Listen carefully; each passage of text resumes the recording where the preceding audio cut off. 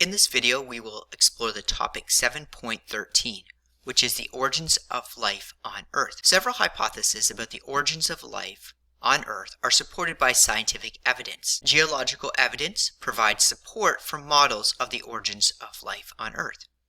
It is believed that Earth formed approximately 4.6 billion years ago as this fiery ball. The environment obviously was very hostile, and life didn't appear till probably about 3.9 billion years ago.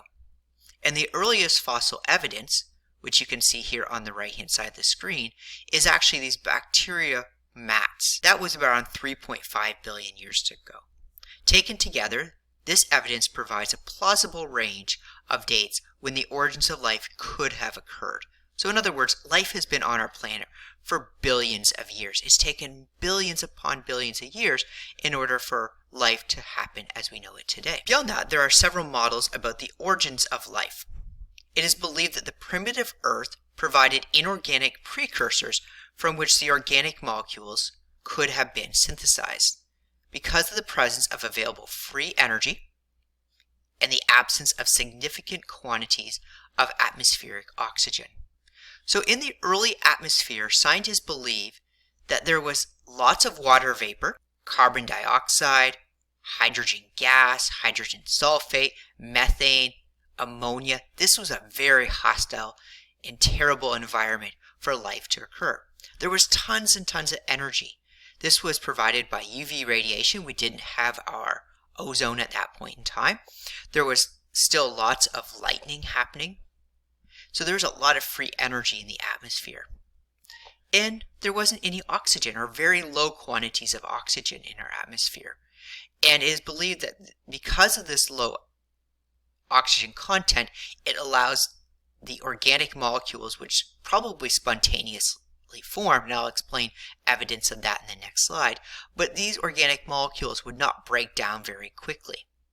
So scientists believe that these unique conditions favored the synthesis of the organic compounds that form the basis of life on the planet we know today.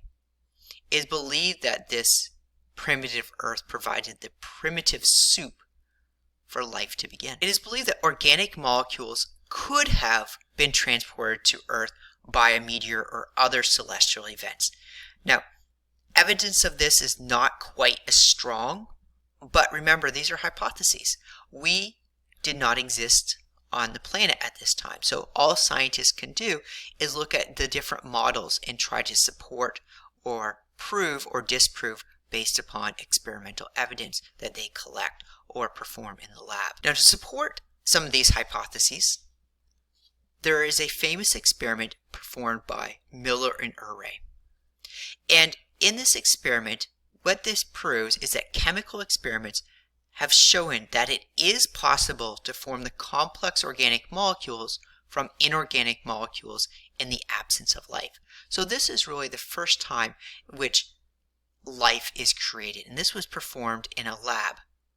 So in other words, organic molecules or monomers served as the building blocks for the formation of more complex molecules, including amino acids and nucleotides. So in this experiment, Miller and Urey, what they did here was they recreated the early primitive soup on our planet. And they represented this by the setup you see here on the right hand side. The water, which was the ocean, and they heated this ocean up to create water vapor. They ran the water vapor through gases that were believed to be present in the atmosphere at that time. These gases include ammonia, methane, hydrogen gas. And what they did was they added the energy or the lightning. And they actually did this by introducing an electric spark, kind of like a spark plug.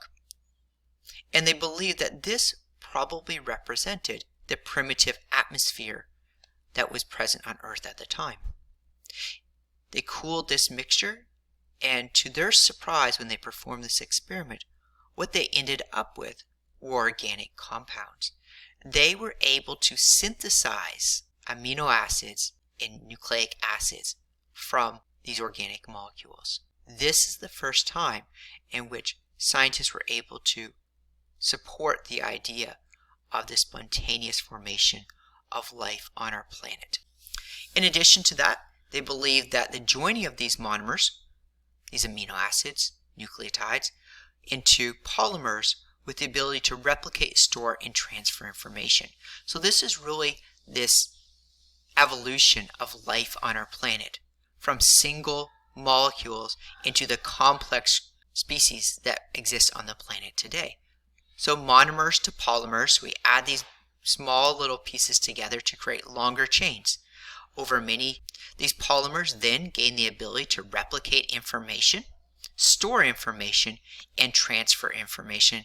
And later in the unit, we'll talk about these processes and how they evolved to be more complex over the millions of years that evolution has taken place. The final thing I want to talk to you about today is this idea of the RNA world hypothesis. In this hypothesis, it proposes that RNA could have been the earliest genetic material. Now, I know that we really focus that DNA is the molecule of life or the blueprints of life, but what scientists believe is that RNA actually came before DNA.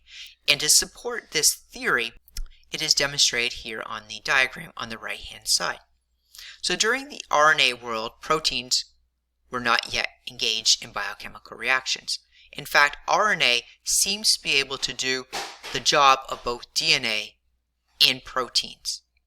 So it is a multifunctional tool. You can see here that RNA forms from inorganic sources, just like was demonstrated in the Ursa-Miller experiment in the previous slide. RNA then gained the ability to self-replicate. RNA then has the ability to catalyze and synthesize proteins.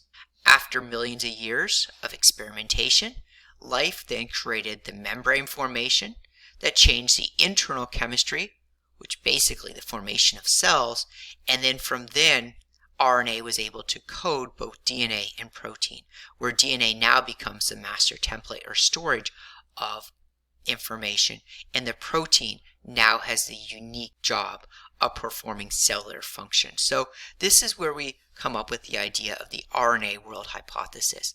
It is believed that RNA was the initial molecule of life because it has this ability to perform all the primitive self-replicating jobs of life that we know today.